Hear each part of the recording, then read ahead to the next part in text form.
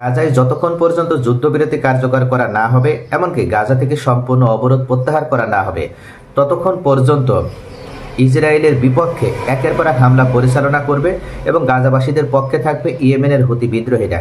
এমনটাই হুতি বিদ্রোহের পক্ষ থেকে বলা হয়েছিল এবং সেই আলোকে তারা একের পর এক, যেমন গতকালকেও একটা হাইপারসনিক ক্ষেপণাস্ত্র নিক্ষেপ করার মাধ্যমে ইসরায়েলের অভ্যন্তরে আঘাত করেছে। এমনকি এডেন সাগর সহ আরব সাগরে অবস্থিত,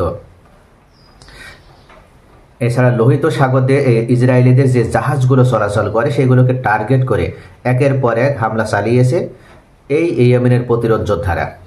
কিন্তু এর পরপরই ইসরায়েলও ইয়েমেনের অভ্যন্তরে মরণ কামড় বসানো শুরু করেছে। আজকে সকালের ঘটনা এটা। এতটা মারাত্মক হামলা শুরু করেছে এই ইসরায়েলি দখলদার বাহিনী ইয়েমেনে, সেই বিষয়টা আমি এখন আপনাদের সাথে তুলে ধরব। ইসরায়েলি সামরিক বাহিনী আজ সোমবার ভোরে ইয়েমেনের হুতির লক্ষ্যবস্তুতে হামলা চালিয়েছে। ইয়েমেনের 3টি বন্দর এবং একটি বিদ্যুৎ কেন্দ্রে হামলা চালানো হয়েছে। তাৎক্ষণিকভাবে কোনো হতাহতের খবর এখনও পাওয়া যায়নি। অর্থাৎ আমি যখন নিউজটা কভার করছি বা আপনাদেরকে জানাচ্ছি, ঠিক সেই মুহূর্ত পর্যন্ত এখনও কোনো হতাহতের খবর পাওয়া যায়নি। প্রায় 1 মাস পর ইয়েমেনে হামলা চালালো ইসরায়েল। ইসরায়েলি সেনাবাহিনী জানিয়েছে তারা হোদেইদা, রাস ইসা ও সালিম বন্দর এবং রাসকান্তি বিদ্যুৎ কেন্দ্রে হামলা চালিয়েছে। তাদের দাবি, হুতিরা বারবার ইসরায়েলের উপর আক্রমণ করায় এই পদক্ষেপ নেওয়া হয়েছে। অন্যদিকে হুতিদের একজন মুখপাত্র বলেছে তাদের বিমান প্রতিরক্ষা ব্যবস্থা স্থানীয়ভাবে তৈরি ক্ষেপণাস্ত্র ব্যবহার করে ইসরায়েলি হামলা প্রতিহত করেছে।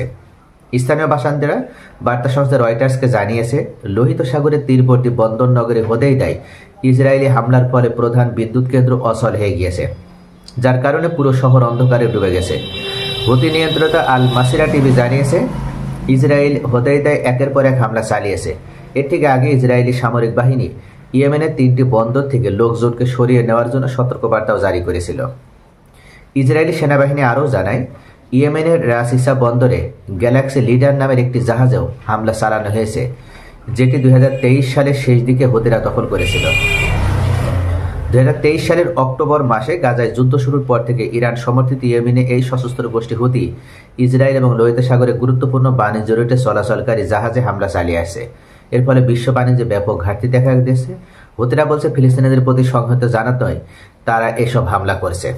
তো মূল বিষয় হচ্ছে, যখন মুসলিম বিশ্ব নীরব, মুসলিম বিশ্ব যারা খুব সহজেই গাজাবাসীদের পক্ষে এসে দাঁড়াতে পারত, তারা কিন্তু একদম নীরব ভূমিকা পালন করছে। আর এটাকেই ধরে নেওয়া হয়েছে চরম বিশ্বাসঘাতকতা এবং ইসরায়েলের দোসর।